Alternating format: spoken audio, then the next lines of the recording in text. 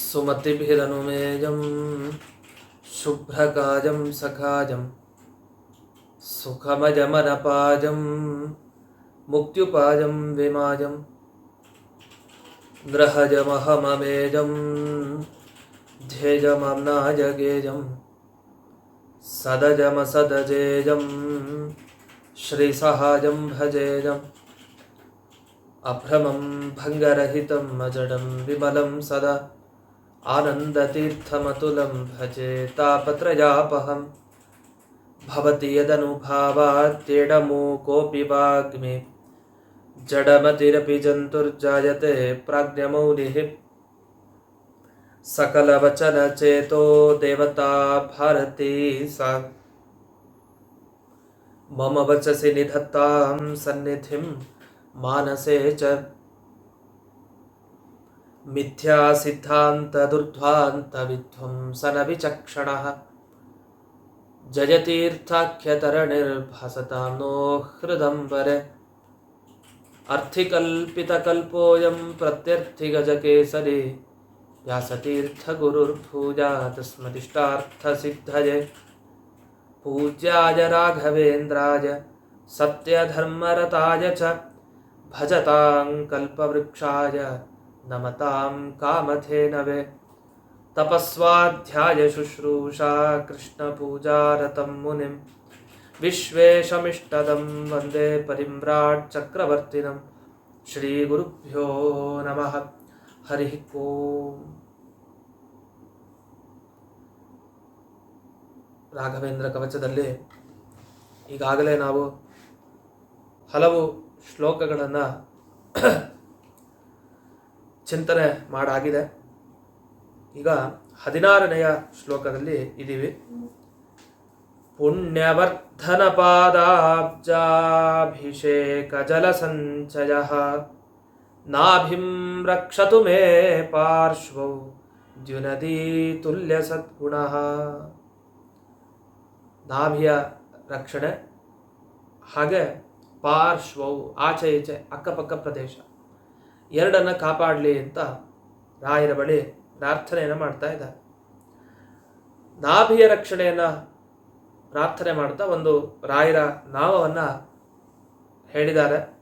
ಪುಣ್ಯವರ್ಧನ ಪಾದಾಬ್ಜಾಭಿಷೇಕ ಜಲ ಸಂಚಯ. ಒಂದೇ ಪದ. ರಾಯರ ಅಭಿಷೇಕದ ಜಲ ಸಂಗ್ರಹ ಮಾಡಬೇಕಂತೆ. ಅಂದರೆ ವೃಂದಾವನಕ್ಕೆ ಅಭಿಷೇಕ ಮಾಡ್ತಾರೆ ನೀರಿನಿಂದ.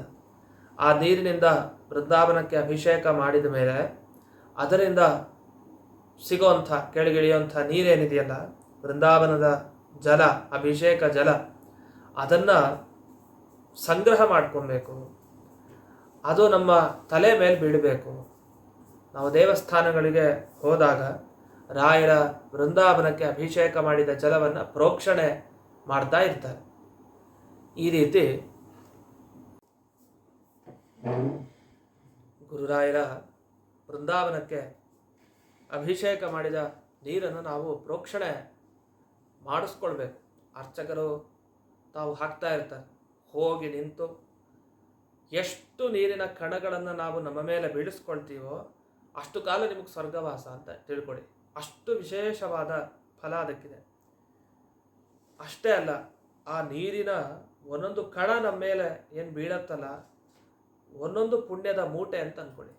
ಅದನ್ನೇ ಇಲ್ಲಿ ಹೇಳ್ತಾರೆ. ಪುಣ್ಯವರ್ಧನ ಪಾದಾಬ್ಜಾಭಿಷೇಕ. ನಿಮ್ಮ ಪುಣ್ಯವನ್ನು ಹೆಚ್ಚಿಸುವಂಥದ್ದು. ಆ ಪಾದ ಕಮಲಗಳಿಗೆ ಅಭಿಷೇಕ ಏನು ಮಾಡ್ತಾರೆ, ರಾಯರ ಪಾದ ಕಮಲಗಳಿಗೆ ಆ ನೀರು ಅದು ಬೀಳಬೇಕು. ಅದು ಬಿದ್ದಾಗ ನಮ್ಮಲ್ಲಿರುವಂತಹ ಪುಣ್ಯಗಳು ಅದು ಜಾಸ್ತಿ ಅಭಿವೃದ್ಧಿಯನ್ನು ಪಡಿತಾ ಹೋಗುತ್ತೆ. ವಿಶೇಷವಾದ ಪುಣ್ಯದ ಅಭಿವೃದ್ಧಿ ಆಗಬೇಕು ಅಂತಾದರೆ ನಾವು ರಾಯರ ಪಾದ ಕಮಲದಿಂದ ಬಂದ ನೀರನ್ನು ನಾವು ಸಂಗ್ರಹಿಸಬೇಕು ಅಂತ ಅರ್ಥ. ವೃಂದಾವನದಲ್ಲಿ ರಾಯರು ಸನ್ನಿಹಿತರಾಗಿರ್ತಾರೆ. ಅವರ ಪಾದಕ್ಕೆ ನಾವು ಅಭಿಷೇಕ ಮಾಡ್ತಾ ಇದ್ದೀವಿ. ಆ ಪಾದ ಜಲ ನಮ್ಮ ತಲೆ ಮೇಲೆ ಬೀಳ್ತಾ ಇದೆ ಅಂತ ನಾವು ಅನುಸಂಧಾನ ಮಾಡಿಕೊಳ್ಬೇಕು. ಇಂಥ ರಾಯರು ನಾಭಿಂ ರಕ್ಷತು, ನನ್ನ ನಾಭಿಯನ್ನು ರಕ್ಷಣೆ ಮಾಡಿ, ನನ್ನ ಆಚೆ ಈಚೆ ಇರೋಂತಹ ನಾಭಿ ಆಚೆ ಈಚೆ ಇರೋ ಪ್ರದೇಶ ಅದನ್ನು ರಕ್ಷಣೆ ಮಾಡಲಿ. ಯಾಕೆಂದರೆ ಯಾವ ಅಂಗಕ್ಕೆ ಯಾವ ರೀತಿ ತೊಂದರೆ ಬರುತ್ತೋ ಗೊತ್ತಿಲ್ಲ, ಯಾವ ಭಾಗಕ್ಕೆ. ಪ್ರತಿಯೊಂದಕ್ಕೂ ಕೂಡ ರಕ್ಷಣೆಯನ್ನು ನೀವು ವಿಶೇಷವಾಗಿ ಮಾಡಬೇಕು ಅಂತ ಹೀಗೆ ಇಲ್ಲಿ ಪ್ರಾರ್ಥನೆ ಮಾಡಿದ್ದಾರೆ. ದ್ಯುನದಿ ತುಲ್ಯ ಸದ್ಗುಣ. ರಾಯರ ಗುಣಗಳನ್ನು ವರ್ಣಿಸೋದಿದ್ರೆ ಹೇಗೆ? ದ್ಯುನದಿ. ದ್ಯುನದಿ ಇದ್ರೆ ದೇವತಾ ನದಿ ಅಂತ ಅರ್ಥ. ಅಂದ್ರೆ ಗಂಗೆಗೆ ಸಮಾನ ರಾಯರು ಅಂತ. ಅಂದ್ರೆ ಅಭಿಪ್ರಾಯ, ಗಂಗೆಯನ್ನು ಹೆಸರಿಡ್ತಾ ನೀವು ಕೂತ್ರೆ ಗಂಗೆಯ ಬಗ್ಗೆ, ನಿಮಗೆ ಗಂಗೆ ಎಲ್ಲಿದ್ರೂ ಕೂಡ ನಿಮ್ಮನ್ನು ಪವಿತ್ರಳನ್ನಾಗಿ ಮಾಡ್ತಾಳೆ. ಅದೇ ಥರ ರಾಯರು ಕೂಡ ಅಷ್ಟೇ, ನೀವೆಲ್ಲೇ ಇರಿ, ರಾಘವೇಂದ್ರ ರಾಘವೇಂದ್ರ ಅಂತ ಸ್ಮರಣೆ ಮಾಡ್ತಾ ಇದ್ರೆ ನಿಮ್ಮನ್ನು ಪವಿತ್ರರನ್ನಾಗಿ ಮಾಡ್ತಾರೆ ರಾಯರು. ಈ ಗುಣ ಇದೆಯಲ್ಲ, ಇದು ಗಂಗೆಯಲ್ಲೂ ಇದೆ, ರಾಯರಲ್ಲೂ ಇದೆ, ಇಬ್ಬರಲ್ಲೂ ಇರುವಂಥ ಒಂದು ಗುಣ ಇದು. ಇನ್ನು ಮುಂದಕ್ಕೆ ಹೋಗೋಣ. 17ನೇ ಶ್ಲೋಕ. ಪೃಷ್ಠಂ ರಕ್ಷತು ಮೇ ನಿತ್ಯಂ ತಾಪತ್ರಯ ವಿನಾಶಕೃತ್ ಕಟಿಂ ಮೇ ರಕ್ಷತು ಸದಾ ವಂದ್ಯಾ ಸತ್ಪುತ್ರದಾಯಕ. ಪೃಷ್ಠಭಾಗ ಅಂದರೆ ಬೆನ್ನಿನ ಹಿಂಭಾಗ ಏನಿದೆ, ಆ ಹಿಂಭಾಗದ ರಕ್ಷಣೆಯನ್ನು ಬೇಡ್ತಾ ಇದ್ದಾರೆ. ಇತ್ತೀಚಿನ ದಿವಸದಲ್ಲಿ ಬೆನ್ನಿನ ಹಿಂಭಾಗಕ್ಕೆ ತುಂಬ ಸಮಸ್ಯೆಗಳುಂಟಾಗತ್ತೆ. ಅಂಥ ಬಾಧೆಗಳೆಲ್ಲ ಪರಿಹಾರ ಆಗುತ್ತೆ ರಾಯರ ಸೇವೆಯಿಂದ. ಯಾಕೆ ಅಂದರೆ ಪ್ರತಿನಿತ್ಯ ಅವರನ್ನು ಸೇವೆ ಮಾಡ್ತಾ ಇದ್ದವರಿಗೆ 3 ತಾಪಗಳ ನಾಶ ಆಗ್ತಾ ಇರುತ್ತೆ. ನಿಮಗೆ ಯಾವುದೇ ರೀತಿ ಮಾನಸಿಕ ತಾಪ ಆಗಬಹುದು, ಬೇರೆ ಥರ ದೈಹಿಕವಾದ ತೊಂದರೆ ಆಗಬಹುದು, ಅಥವಾ ಇನ್ಯಾವುದೇ ರೀತಿಯ ಕಷ್ಟಗಳು ಎಲ್ಲ ಆಧ್ಯಾತ್ಮಿಕ, ಆದಿಭೌತಿಕ, ಆದಿದೈವಿಕ ಯಾವುದೇ ತಾಪ ಇರಲಿ, ಅದು ನಿಮಗೆ ಕಳೀತಾರೆ ರಾಯರು ಪ್ರತಿನಿತ್ಯ. ಅಂಥವ್ರಿಗೆ ನಮ್ಮ ಬೆನ್ನ ಹಿಂದಕ್ಕೆ ಆದಂತಹ ಬಾಧೆಯನ್ನು ಪರಿಹರಿಸುವಂತಹ ಸಾಮರ್ಥ್ಯ ಇದ್ದೇ ಇರುತ್ತೆ, ಅದರಲ್ಲಿ ಸಂದೇಹನೇ ಬೇಡ. ಇದು ಮುಂದೆ ಕಟಿಂ ಮೇ ರಕ್ಷತು ಸದಾ. ಕಟಿ ಅಂದರೆ ಸೊಂಟ ಪ್ರದೇಶ, ಅದನ್ನು ವಂದ್ಯಾ ಸತ್ಪುತ್ರದಾಯಕ. ಎಂಥ ಬಂಜೆ ಆಗಿರಲಿ, ಬಂಜೆಗೂ ಒಳ್ಳೆಯ ಮಕ್ಕಳನ್ನು ನೀಡುವಂಥ ಶಕ್ತಿ ರಾಯರಿಗಿದೆ, ಕೊಡ್ತಾರೆ. ಬಂಜೆಗೂ ಕೂಡ, ಲೋಕದಲ್ಲಿ ಇವಳು ಬಂಜೆ ಅಂತ ಪ್ರಸಿದ್ಧಳಾಗಿರ್ತಾಳೆ, ಆದರೆ ಅಂಥವಳಿಗೂ ರಾಯರು ಅನುಗ್ರಹಿಸಿದರೆ ಅಂಥವಳಿಗೂ ಸತ್ಪುತ್ರ, ಒಳ್ಳೆಯ ಮಗ ಹುಟ್ಟುತ್ತಾನೆ ಅಂತ ಅರ್ಥ. ಹೀಗೆ ಇಂಥ ರಾಯರು ಕಟಿ ರಕ್ಷಣೆ, ಆ ಕಟಿ ಪ್ರದೇಶದ ರಕ್ಷಣೆಯನ್ನು ಮಾಡಲಿ. ಇನ್ನು ಮುಂದೆ ಹೋಗ್ತಾ ಜಘನ ಅಂದರೆ ಸೊಂಟದ ಮುಂಭಾಗ ಪ್ರದೇಶ, ಅದನ್ನು ರಕ್ಷಣೆ ಮಾಡಲಿ ಅಂತ ಬೇಡಿದ್ದಾರೆ. ಯಾಕೆಂದರೆ ಸದಾ ಅವ್ಯಂಗ ಸ್ವಂಗ ಸಮೃದ್ಧೀಕೃತ ಅಂತ ಹೇಳ್ತಾರೆ. ಅವ್ಯಂಗ ಅಂಗಗಳು ಸರಿಯಾಗಿಲ್ಲ, ಕಿವಿ ಕೇಳಿಸಲ್ಲ, ಕಣ್ ಕಾಣಿಸಲ್ಲ, ವಾಸನೆ ಗೊತ್ತಾಗ್ತಾನೆ ಇಲ್ಲ ಮೂಗಿನಿಂದ, ಎಲ್ಲ ಅಂಗಗಳು ವ್ಯಂಗ ಆಗೋಗ್ಬಿಟ್ಟಿದೆ, ಅದನ್ನು ಕಳ್ಕೊಂಡ್ಬಿಟ್ಟಿದ್ದೀವಿ. ಅಥವಾ ಇದ್ರೂ ಇಲ್ಲದೆ ಇರೋ ಹಾಗೆ ನಾಲ್ಗೆ ಇದೆ, ಎಲ್ಲ ಇದೆ, ಯಾಕೋ ರುಚಿನೇ ಗೊತ್ತಾಗ್ತಾ ಇಲ್ಲ, ಸಿಹಿನೋ ಕಹಿನೋ ಗೊತ್ತಾಗ್ತಾ ಇಲ್ಲ, ಎಲ್ಲ ಟೇಸ್ಟ್ ಬಡ್ಸ್ ಏನಿದೆ ಎಲ್ಲ ಹೊರಟೋಗ್ಬಿಟ್ಟಿದೆ. ಯೋಚನೆ ಮಾಡಬೇಡಿ, ರಾಯರನ್ನು ಹಿಡೀರಿ, ನಿಮ್ಮ ಎಲ್ಲ ಎಡವಟ್ಟಾಗಿರೋ ಅಂಗಗಳನ್ನು ಚೆನ್ನಾಗಿ ಮಾಡ್ತಾರೆ, ಒಳ್ಳೆ ಸಮೃದ್ಧಿಯನ್ನು ಕೊಡ್ತಾರೆ. ಅದಕ್ಕೆ ಅಂಥ ರಾಯರಿಗೆ ನನ್ನ ಜಘನ ಪ್ರದೇಶ, ಸೊಂಟ ಮುಂಭಾಗದ ಪ್ರದೇಶವನ್ನು ಸರಿ ಮಾಡುವಂಥ ಶಕ್ತಿ ಇರಲ್ವ, ಖಂಡಿತ ಅನುಗ್ರಹಿಸ್ತಾರೆ. ಇದು ಗುಹ್ಯಾಂಗ, ಗುಹ್ಯಾಂಗದ ರಕ್ಷಣೆಯನ್ನು ಬೇಡಬೇಕು. ಗುಹ್ಯಾಂಗದಿಂದ ಅನೇಕ ಪಾಪಗಳ ಘಟನೆ ಆಗಲಿಕ್ಕೆ ಅವಕಾಶ ಇದೆ. ಆದರೆ ಎಲ್ಲ ಅರಿಷ್ಟಗಳನ್ನು ಪರಿಹಾರ ಮಾಡ್ತಾರೆ ರಾಯರು. ಎಲ್ಲ ಪಾಪಗ್ರಹಗಳಿಂದ ಏನೇನು ಬಾಧೆ ಬರ್ಬೋದೋ ಅಂಥ ಅರಿಷ್ಟವನ್ನು ನಿವಾರಣೆ ಮಾಡ್ತಾರೆ. ಅದರಿಂದ ಗುಹ್ಯಾಂಗದ ರಕ್ಷಣೆಯನ್ನು ಕೂಡ ಮಾಡ್ತಾರೆ, ಅನುಗ್ರಹಿಸ್ತಾರೆ. ಜಘನಂ ಮೇವತು ಸದಾ ವ್ಯಂಗ ಸ್ವಂಗ ಸಮೃದ್ಧೀಕೃತ. ಅದು ಸದಾ ಅವ್ಯಂಗ ಅಂತ ಮಾಡೋದಕ್ಕಿಂತ ಸದಾ ವ್ಯಂಗ ಸ್ವಂಗ ಅಂತ ಮಾಡ್ಕೊಳ್ಳಿ. ವ್ಯಂಗವಾದದ್ದನ್ನು ಸ್ವಂಗ ಮಾಡ್ತಾರೆ ಅಂತ, ಕೆಟ್ಟೋಗಿರೋ ಅಂಗವನ್ನು ಚೆನ್ನಾಗಿ ಮಾಡ್ತಾರೆ ಅಂತ. ಅಥವಾ ಅವ್ಯಂಗ ಅಂದರೆ, ವ್ಯಂಗ ಅಂದರೆ ವಿಶೇಷವಾದ ಅಂಗ, ಆದರೆ ವಿಶೇಷವಾದ ಅಂಗ ಇಲ್ಲ, ಸ್ವಲ್ಪ ನ್ಯೂನತೆ ಇದೆ, ಅದಕ್ಕೆ ಸ್ವಂಗ ಮಾಡ್ತಾರೆ ಅಂತ. ಹೀಗೆ ಎರಡು ರೀತಿಯೂ ಕೂಡ ಅಲ್ಲಿ ಪದಚ್ಛೇದ ಮಾಡಲಿಕ್ಕೆ ಅವಕಾಶ ಇದೆ, ಬಿಡಿಸ್ಕೊಳ್ಳಿಕ್ಕೆ. ಇನ್ನು ಗುಹ್ಯಂ ರಕ್ಷತು ಮೇ ಪಾಪಗ್ರಹಾರಿಷ್ಟ ವಿನಾಶಕೃತ ಅಂತ ಹೇಳ್ತಾ ಮುಂದಿನ ಶ್ಲೋಕ. ಭಕ್ತಾಘವಿತ್ವಂ ಸಕರ ನಿಜ ಮೂರ್ತಿ ಪ್ರದರ್ಶಕ ಮೂರ್ತಿವಾನ್ ಪಾತು ಮೇ ರೋಮಂ ರಾಘವೇಂದ್ರೋ ಜಗದ್ಗುರು. ಜಗದ್ಗುರುಗಳಾದ ರಾಯರು ನನ್ನ ರೋಮಗಳನ್ನು ಕಾಪಾಡಲಿ, ನನ್ನ ಕೂದಲು ದೇಹದ ಮೇಲೆ ಕೂದಲು, ಒಂದು ಕೂದಲು ಕಿತ್ತಿದ್ರೆ ಓ ಅಂತ ಕಿರ್ಚ್ಕೊಳ್ತೀವಿ. ರೋಮ ತುಂಬ ಮುಖ್ಯ ದೇಹಕ್ಕೆ, ಚಳಿಯನ್ನು ತಡೆಯುತ್ತೆ. ಆ ರೋಮ ಇಲ್ಲದೆ ಇದ್ರೆ ಕಷ್ಟ. ಆ ರೋಮಗಳ ರಕ್ಷಣೆಯನ್ನು ಮಾಡಿ ಮೂರ್ತಿಮಾನ್, ಸುಂದರವಾದ ಮೂರ್ತಿ ನಿಮ್ಮದು. ಭಕ್ತರ ಎಲ್ಲ ಪಾಪಗಳನ್ನು ನಾಶ ಮಾಡುವಂತಹ ನೀವು ನಿಜ ಮೂರ್ತಿ ಪ್ರದರ್ಶಕ, ನಿಮ್ಮ ಭವ್ಯವಾದ ಮೂರ್ತಿಯನ್ನು ತೋರಿಸ್ತಾ ನಿಮ್ಮಲ್ಲಿ ಯಾವುದೇ ರೀತಿಯ ದೋಷ ಇಲ್ಲ, ಸುಂದರವಾದ ಲಕ್ಷಣಗಳಿದೆ ಅಂಥ ನೀವು ನನ್ನ ರೋಮಗಳನ್ನು ಕಾಪಾಡಿ ಅಂತ ಬೇಡಿದ್ದಾರೆ.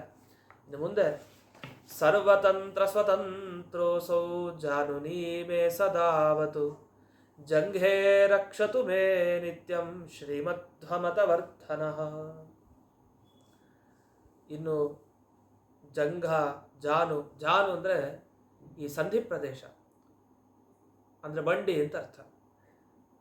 ಈ ಮಂಡಿ ಸರ್ವತಂತ್ರ ಸ್ವತಂತ್ರ, ಎಲ್ಲ ಶಾಸ್ತ್ರಗಳಲ್ಲಿ ನಿಮ್ಮ ಪ್ರಾವೀಣ್ಯ ಇದೆ. ಆಯುರ್ವೇದ ಶಾಸ್ತ್ರವೂ ನಿಮಗೆ ಗೊತ್ತಿದೆ, ಚಿಕಿತ್ಸೆ ನೀವು ನೀಡ್ತೀರಿ, ಯಾಕಂದರೆ ನಿಮಗೆಲ್ಲ ತಂತ್ರಗಳು ಶಾಸ್ತ್ರಗಳಲ್ಲಿ ಪಾರಂಗತಿ ಇದೆ. ಆದ್ದರಿಂದ ನನ್ನ ಆ ಮಂಡಿ ನೋವಿದ್ದರೆ ಆ ಮಂಡಿ ನೋವನ್ನು ಪರಿಹರಿಸಿ. ಈ ಶ್ಲೋಕ ಎಲ್ಲ ತುಂಬ ಅದ್ಭುತ. ಇಂಥ ಶ್ಲೋಕವನ್ನು ಪ್ರತಿನಿತ್ಯ ಪಾರಾಯಣ ಮಾಡಿದ್ರೆ ನಾವು ಆರಾಮಾಗಿರ್ತೀವಿ, ನಮ್ಮ ದೇಹ ಆರಾಮಾಗಿರುತ್ತೆ. ಜಂಘೇ ರಕ್ಷತು ಮೇ ನಿತ್ಯಂ ಶ್ರೀಮಧ್ವಮತವರ್ಧನಃ. ಇನ್ನು ಜಂಘ, ಮೊಣಕಾಲು ಏನಿದೆ, ಆ ಮೊಣಕಾಲಿನ ಪ್ರಾರ್ಥನೆಯನ್ನು ಮಾಡ್ತಾರೆ, ಮೊಣಕಾಲಿನ ರಕ್ಷಣೆಯನ್ನು ಮಾಡಿ ಅಂತ. ಶ್ರೀಮಧ್ವಮತವರ್ಧನ, ಮಧ್ವಾಚಾರ್ಯರ ಮತವನ್ನೇ ನೀವು ಬೆಳೆಸ್ತವರು. ಅಂಥದ್ರಲ್ಲಿ ನನ್ನ ತೊಡೆಗೆ ಬಂದ ಆಪತ್ತನ್ನು ನೀವು ಪರಿಹಾರ ಮಾಡಲಿಕ್ಕಲ್ಲ. ಅಂದರೆ ಎಷ್ಟು ಸಾಮರ್ಥ್ಯ ರಾಯರಿಗಿದೆ ಅಂದರೆ ಇದು ಯಾವ ಲೆಕ್ಕ. ಅಥವಾ ಶಾಸ್ತ್ರ ಒಂದು ಸಿದ್ಧಾಂತವನ್ನೇ ಬೆಳಗಿಸುವಂಥ ಶಕ್ತಿ ಇರೋರಿಗೆ ಇದು ಯಾವುದೋ ಒಂದು ಲೋಕದ ಈ ಜನರಿಗೆ ಬಾಧೆ ತಟ್ಟುವಂಥದ್ದನ್ನು ಪರಿಹಾರ ಮಾಡಲಿಕ್ಕೆ ಶಕ್ತಿ ಇರಲ್ವಾ ಅಂತ ಈ ಧ್ವನಿ ಇಲ್ಲಿದೆ. ಅದರಿಂದ ನಾವು ಸೂಚನೆ ಮಾಡ್ಕೊಳ್ಬೇಕಾಗಿದೆ ಈ ವಿಷಯನ.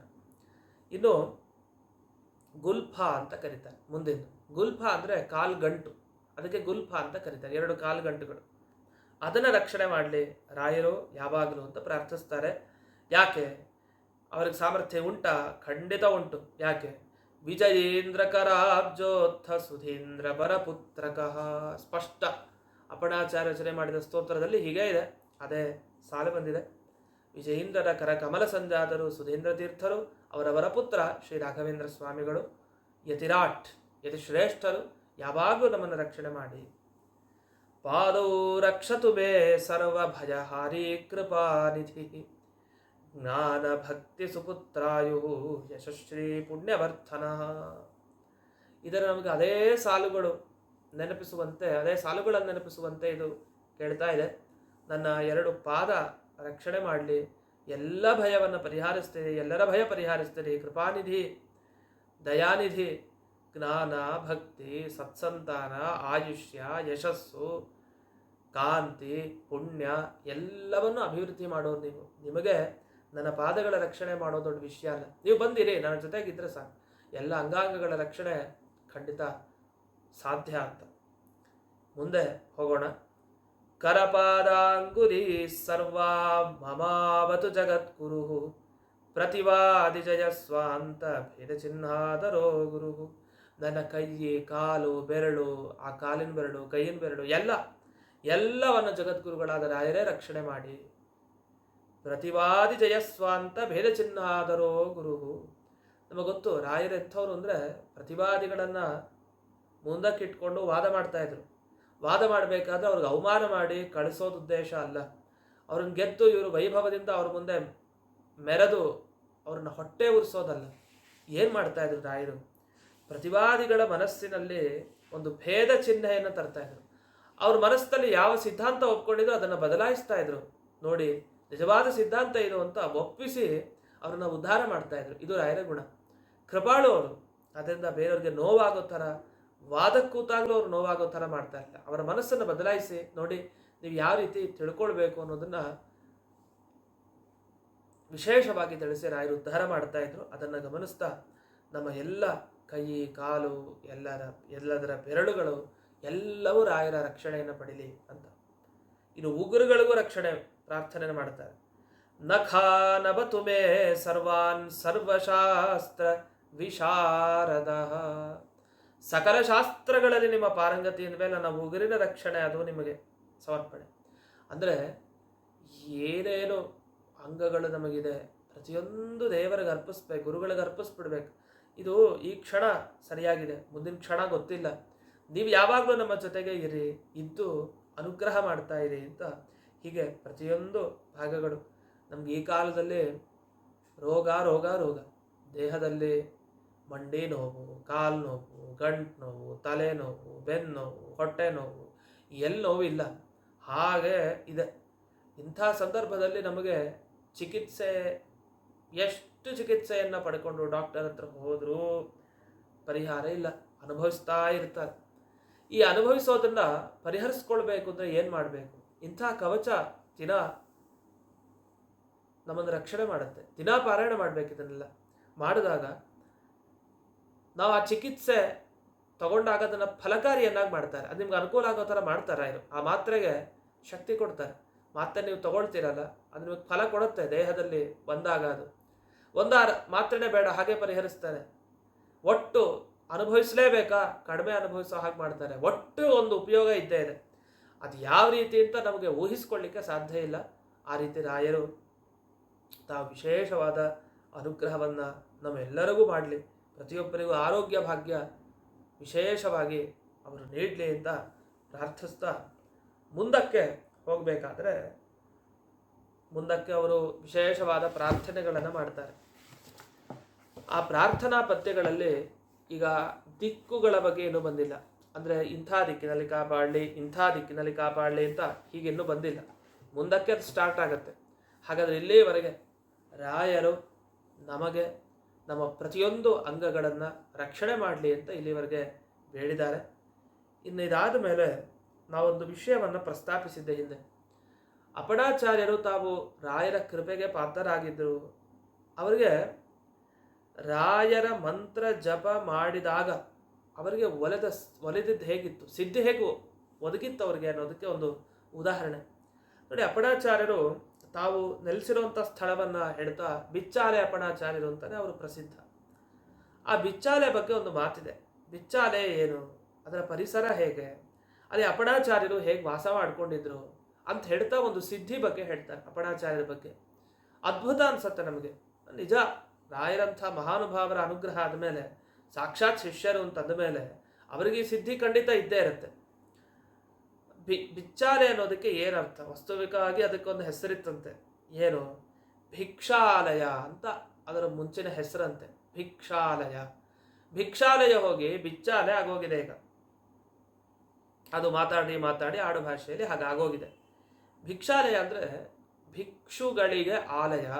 ಆಲಯ ಅಂದರೆ ಮನೆ ಅಂತ ಅರ್ಥ. ದೇವಾಲಯ ಒಂದು ದೊಡ್ಡ ಜಾಗ, ಎಲ್ಲಿ ಒಂದಿಷ್ಟು ಜನ ವಾಸ ಮಾಡ್ಲಿಕ್ಕೆ ಸಾಧ್ಯನೋ ಅಂಥದ್ದು ಆಲಯ ಅಂತ ಆಗುತ್ತೆ, ಮನೆ. ಭಿಕ್ಷಾಲಯ ಅಂದರೆ ಭಿಕ್ಷುಗಳು, ಅಂದರೆ ಭಿಕ್ಷೆ ಬೇಡವರು ಅಂತ ಅರ್ಥ. ಭಿಕ್ಷೆ ಬೇಡವರು ಅಂತಂದರೆ ನಾವು ಈಗಿನ ಕಾಲದ ಭಿಕ್ಷೆ ಬೇಡವ್ರು ನೋಡ್ತೀವಿ, ಆ ಥರ ಅಲ್ಲ. ಇದು ಸನ್ಯಾಸಿಗಳಿಗೆ ಸಂಬಂಧಪಟ್ಟಿದ್ದು, ಯತಿಗಳಿಗೆ ಸಂಬಂಧಪಟ್ಟಿದ್ದು ಭಿಕ್ಷೆ. ಅವರು ತಾವೇ ಹೋಗಿ ಕೊಂಡುಕೊಂಡು ಬಂದು ತೊಗೊಂಬಂದು ಅಡುಗೆ ಮಾಡ್ಕೊಂಡು ತಿನ್ನೋರಲ್ಲ. ಹೋಗ್ತಾ ಇರ್ತಾರೆ ಸಂಚಾರ ಮಾಡ್ತಾ, ಯಾರೇನು ಧಾನ್ಯ ಕೊಡ್ತಾರೆ ಆ ಧಾನ್ಯದಲ್ಲಿ ಅಷ್ಟೇ ಅವರ ಜೀವನ. ಹೀಗೆ ಕಳೀತಾ ಹೋಗುತ್ತೆ. ಸಂಪಾದನೆ ಮಾಡೋದು, ದುಡ್ಡು ಸಂಪಾದನೆ ಮಾಡಿ ಒಂದಿಷ್ಟು ತಗೊಂಡು ಈ ಥರ ಎಲ್ಲ ವ್ಯವಹಾರ ನಡೆಸೋರಲ್ಲ. ದೇವರು ಅಂದಿನ ದಿವಸ ಯಾರ ಮುಖಾಂತರ ನನಗೆ ಭೋಜನ ಇಡಿಸಿದಾನೋ ಅವನ ಮುಖಾಂತರ ನಾನು ಸ್ವೀಕಾರ ಮಾಡ್ತೀನಿ ಅಷ್ಟೇ. ಹೀಗೆ ಭಿಕ್ಷುಗಳು ಹೋಗುವಂಥ ಕ್ರಮವನ್ನು ಇಟ್ಕೊಂಡಿರ್ತಾರೆ. ಅಂಥ ಭಿಕ್ಷುಗಳು ಜಾಸ್ತಿ ಈ ಬಿಚ್ಚಾಲೆ, ಹೀಗೆ ನಾವು ಬಿಚ್ಚಾಲೆ ಅಂತ ಕರಿತಾ ಇದ್ದೀವಿ, ಅಂಥ ಸ್ಥಳದಲ್ಲಿ ತಪಸ್ಸನ್ನು ಮಾಡ್ತಾ ಕೂತಿರ್ತಾ ಇದ್ರು. ಅಲ್ಲಿ ಏಕವ್ಯಕ್ತಿ ಗುಹೆ ಅಂತ ಸಿಗತ್ತೆ, ಈಗಲೂ ಕೂಡ ನೀವು ಗಮನಿಸ್ಬೋದು. ಏಕವ್ಯಕ್ತಿ ಗುಹೆ ಅಂದ್ರೆ ಏನರ್ಥ? ಒಂದೊಂದು ಗುಹೆ ನೋಡಿದಾಗ ಒಬ್ಬೊಬ್ಬರೇ ಕೂತು ತಪಸ್ ಮಾಡಿದ್ದಾರೆ ಅಂತ ಅನ್ಸತ್ತೆ, ಹಾಗಿದೆ ಆ ಜಾಗಗಳು. ಅಂದರೆ ಹಿಂದೆ ಭಿಕ್ಷುಗಳೆಲ್ಲ ಈ ಪವಿತ್ರ ಪರಿಸರದಲ್ಲಿ ಕೂತ್ಕೊಂಡು ತಾವು ಅನೇಕ ತಪಸ್ಸುಗಳನ್ನು ತಾವು ಮಾಡ್ತಾ ಇದ್ರು, ಅನೇಕ ರೀತಿ. ಅದಕ್ಕೋಸ್ಕರನೇ ಈಗಲೂ ಆ ಬಿಚ್ಚಾಲೆ ವಿಶೇಷವಾಗಿ ಸನ್ಯಾಸಿಗಳಿಗೆ ಇಷ್ಟವಾದ ಪ್ರದೇಶ. ಆದ್ದರಿಂದಲೇ ಅದು ತುಂಬ ಸಂಪದ್ಭರಿತ. ಅದೆಲ್ಲ ಈ ವಿಳೆದೆಲೆ ಏನಿದೆಯಲ್ಲ ಅದು ತುಂಬ ಸಮೃದ್ಧವಾಗಿ ಆ ಪ್ರದೇಶದಲ್ಲಿ ಸಿಗತ್ತೆ. ಅಲ್ಲಿ ನಿಮಗೆ ಕಬ್ಬು, ಭತ್ತ, ಹೀಗೆ ಎಲ್ಲ ಸಂಪತ್ಭರಿತವಾಗಿ ಬೆಳೆಯುತ್ತೆ ಅಂಥ ಪ್ರದೇಶ. ಯಾಕೆ ಅಂದರೆ ಅಲ್ಲಿ ಮಹನೀಯರು ಎಷ್ಟು ಜನ ತಪಸ್ಸು ಮಾಡಿ ಹೋಗಿದ್ದಾರೆ. ಅಂಥವ್ರ ತಪಸ್ಸಿನ ಶಕ್ತಿ ಆ ಭೂಮಿ ಚೆನ್ನಾಗಿರುತ್ತೆ. ಅಂಥ ಈ ಬಿಚ್ಚಾಲೆ ನಮ್ಮ ಅಪಣಾಚಾರ್ಯರಿಗೆ ಆಶ್ರಯ ಆಗಿತ್ತು. ಬಿಚ್ಚಾಲೆ ಅಪಣಾಚಾರ್ಯರು ಅಂತಲೇ ಪ್ರಸಿದ್ಧ. ಅವರು ದೊಡ್ಡ ವಿದ್ವಾಂಸರು, ರಾಯರ ಬಳಿ ಅಧ್ಯಯನವನ್ನು ಮಾಡಿದರು. ಅವರಿಗೆ ಒಂದು ಕಾರುಣ್ಯ. ಏನು ಕಾರುಣ್ಯ ಅಂದರೆ, ತಾವೊಬ್ಬರೇ ಓದಲಿಲ್ಲ, ಓದದ್ದನ್ನು ಹಂಚಿದ್ರು. ತಾವೊಬ್ಬರೇ ತಿಳ್ಕೊಂಡಿದ್ದಷ್ಟೇ ಅಲ್ಲ, ಎಲ್ಲರಿಗೂ ಹಂಚಿದ್ರು. ಎಲ್ಲರನ್ನು ಕರೆದು ನಿಮ್ಮ ಮಕ್ಕಳನ್ನು ಕೊಡಿ, ನಾನು ಪಾಠ ಮಾಡ್ತೇನೆ, ಅಧ್ಯಯನ ಮಾಡಿಸ್ತೇನೆ ಅಂತ ಈ ಅಪಣಾಚಾರ್ಯರು ಅಲ್ಲಿರುವಂಥ ಎಲ್ಲ ಗೃಹಸ್ಥರ ಕುಟುಂಬದಲ್ಲಿರುವಂಥ ಮಕ್ಕಳನ್ನು ಕರೆಸಿ ಒಂದು ಗುರುಕುಲ ಸ್ಥಾಪನೆ ಮಾಡಿ, ಆ ಗುರುಕುಲದಲ್ಲಿ ತಾವೇ ಅವರಿಗೆಲ್ಲ ಪಾಠ ಹೇಳಿಕೊಟ್ಟು ಅವರ ಪೋಷಣೆಯನ್ನು ಅವರೇ ಮಾಡಿದರು. ಆ ಕಾಲದಲ್ಲಿ ತುಂಬ ದೊಡ್ಡ ಗುರುಕುಲ ಅವರದಿತ್ತಂತೆ. ಆ ಗುರುಕುಲ ಅಂದರೆ ಅವ್ರ ಮನೆಯೇ ಒಂದು ಗುರುಕುಲ ಮಾಡಿಕೊಂಡು ವಿಶೇಷವಾಗಿ ಪಾಠವನ್ನು ಹೇಳ್ತಾ, ಆ ಜಪದ ಕಟ್ಟೆ ನೋಡ್ಬೋದು, ಎಷ್ಟು ಪವಿತ್ರ ಪರಿಸರ, ಪ್ರಶಾಂತ ಪರಿಸರ. ಅಲ್ಲಿ ಕೂತು ಅವರು ಪಾಠವನ್ನು ಹೇಳ್ತಾ ತಾವು ಪ್ರತಿಯೊಬ್ಬ ಆ ಕಾಲದ ಸದ್ಗೃಹಸ್ಥರ ಮನೆಗಳಲ್ಲಿರುವಂತಹ ವಟುಗಳನ್ನು ಉದ್ಧಾರ ಮಾಡಿದ್ದಾರೆ. ಭಿಕ್ಷಾನ್ನಕ್ಕೆ ನೂರಾರು ಸಂಖ್ಯೆ ಅಂತೆ ಅಪಣಾಚಾರ್ಯ ಮನೆ ಮುಂದೆ. ಯಾಕೆ? ಅಷ್ಟು ಜನಕ್ಕೆ ಪಾಠ ಹೇಳಿ ಅಷ್ಟು ವಿಶೇಷವಾದಂತಹ ಪೋಷಣೆಯನ್ನು ಮಾಡ್ತಾ ಇದ್ರು. ಎಲ್ಲರೂ ಮಧ್ಯಾಹ್ನ ಬಂತು ಅಂತಾದರೆ ನಾ ಮುಂದು ತಾ ಮುಂದು ಅಂತ ಹೀಗೆ ಆ ಎಲ್ಲ ಬ್ರಾಹ್ಮಣರ ಕುಟುಂಬಗಳು ಇವ್ರ ಮನೆ ಮುಂದೆ ಇರ್ತಾ ಇದ್ರು. ಪ್ರತಿಧ್ವನಿ ಕೇಳಿಸ್ತಾ ಇತ್ತಲ್ಲಿ ಎಲ್ಲರ ಮನೆಯಲ್ಲಿ, ನಮಗೆ ಭಿಕ್ಷೆ ಹಾಕ್ರಿ, ನಮಗೆ ಭಿಕ್ಷೆ ಹಾಕ್ರಿ ಅಂತ. ಹೀಗೆ ಭಿಕ್ಷೆ ಬೇಡಿ ತಾವು ಸಂಪಾದನೆ ಮಾಡಿ ಆ ಭಗವತ್ ಪ್ರೀತಿಕರವಾದಂತಹ ಆ ಜೀವನವನ್ನು ಪಾಲಿಸೋದ್ರಿಂದ ಭಿಕ್ಷಾಲಯ ಅಂತ ಆ ಕಾರಣಕ್ಕೂ ಹೆಸರು. ಇನ್ನೊಂದು ಭಿಕ್ಷುಗಳ ಆಲಯ, ಭಿಕ್ಷಾಲಯ, ಅದು ಹೋಗಿ ಬರ್ತಾ ಬಿಚ್ಚಾಲೆ ಅಂತ ಪ್ರಸಿದ್ಧಿಗೆ ಬಂದಿದೆ. ಇಂಥ ಪವಿತ್ರವಾದ ಭೂಮಿಯಲ್ಲಿ ಭಗವದ್ ಅವತಾರಗಳೆಲ್ಲ ಓಡಾಡಿವೆ. ರಾಮಚಂದ್ರ ದೇವರು ಓಡಾಡಿರ್ತಾರೆ. ಅಂಥ ಪವಿತ್ರವಾದ ಈ ಬಿಚ್ಚಾಲೆ ಕ್ಷೇತ್ರದಲ್ಲಿ ಇದ್ದಾಗ ಒಂದು ಮಹಿಮೆ ನಡೀತು. ದಿವಸ ನೋಡಿ, ಶಿಷ್ಯರು ತಾವು ಹೋಗಿ ಭಿಕ್ಷೆ ಬೇಡಬೇಕು, ಗುರುಗಳ ಹತ್ರ ಬಂದು ಏನು ಭಿಕ್ಷೆ ಬೇಡದ್ರೆ ಅದನ್ನು ಅರ್ಪಿಸ್ಬೇಕು. ಅವರು ದೇವರಿಗೆ ನೈವೇದ್ಯ ಮಾಡ್ತಾರೆ, ಆಮೇಲೆ ಅಡುಗೆ ಮಾಡ್ಕೊಂಡು ತಿನ್ಬೇಕು. ಇದು ಇರೋದು. ಒಂದು ದಿವಸ ಶಿಷ್ಯರೆಲ್ಲ ತಾವು ಹೋಗಿ ಭಿಕ್ಷೆ ಬೇಡಿ ಬಂದಿದ್ದಾರೆ. ಅವತ್ತು ಪಾಠ ಆಗಿರಲಿಲ್ಲ, ಪಾಠ ಆಗಬೇಕಾಗಿತ್ತು. ಪಾಠಕ್ಕೆ ತಡ ಆಗೋಗಿದೆ, ಪೂಜೆ ಎಲ್ಲ ಆಗಿದೆ, ಪಾಠಕ್ಕೆ ತಡ ಆಗೋಯ್ತು. ಆದರೆ ದಿನ ಪಾಠವನ್ನು ತಪ್ಪಿಸಿ ಭೋಜನ ಮಾಡೋದು ಅಂತಿಲ್ಲ, ಅದೊಂದು ದೀಕ್ಷೆ. ಹಿಂದಿನ ಜ್ಞಾನಿಗಳಿಗೆಲ್ಲ ದೊಡ್ಡ ದೀಕ್ಷೆ ಅದು. ಅವ್ರು ಊಟ ಮಾಡಬೇಕಾ, ನಾ ಇವತ್ತಿನ ದಿವಸ ಏನು ಮಾಡಿದೆ, ಪಾಠ ಮಾಡಬೇಕು, ಪಾಠ ಮಾಡದೆ ಅಂದರೆ ಊಟ ಇಲ್ಲ ಅಂತ ಒಂದು ಪದ್ಧತಿ. ಹಾಗಾಗಿ ಶಿಷ್ಯರಿಗೆಲ್ಲ ಪಾಠವನ್ನು ಹೇಳಿದ ಮೇಲೇ ಊಟ.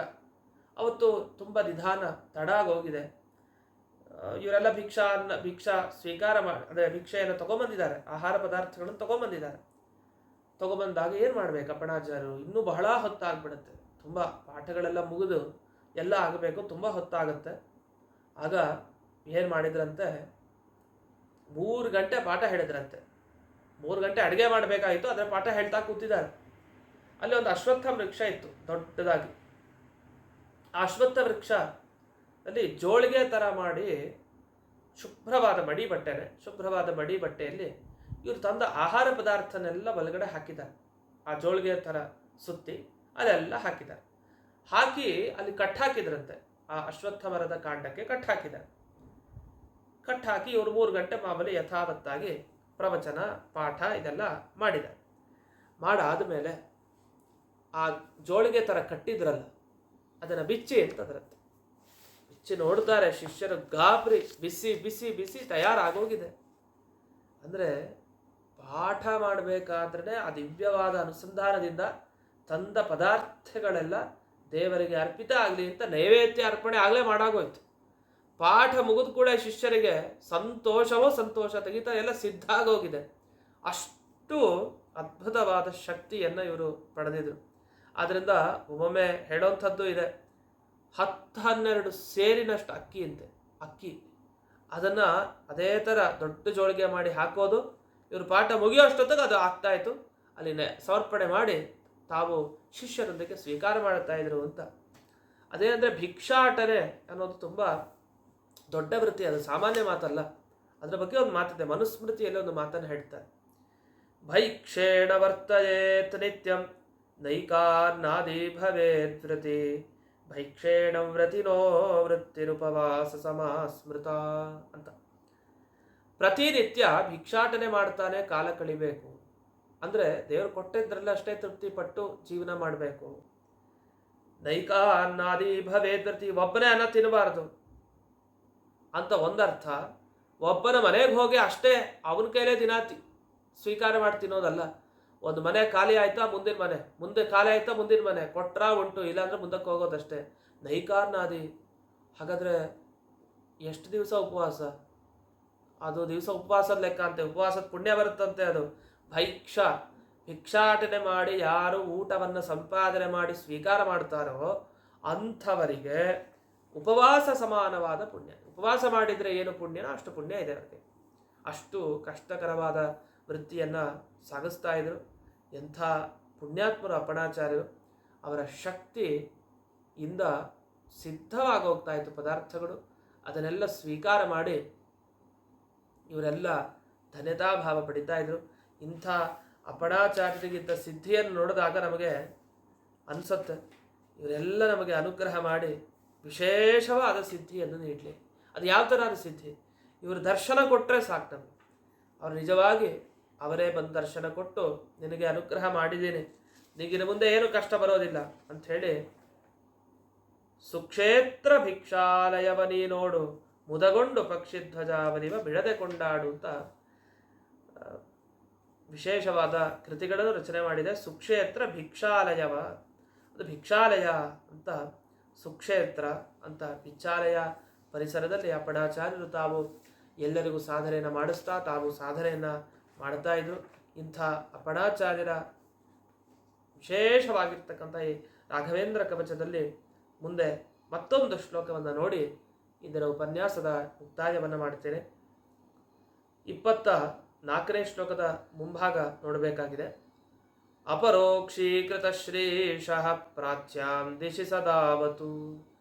ದೇವರನ್ನು ಸಾಕ್ಷಾತ್ತಾಗಿ ನೋಡೋರು ರಾಯರು. ಅಂಥ ರಾಯರು ನನಗೆ ಪೂರ್ವ ದಿಕ್ಕಿಗೆ ಹೋಗಬೇಕಾದ್ರೆ ರಕ್ಷಣೆ ನೀಡಲಿ ಅಂತ.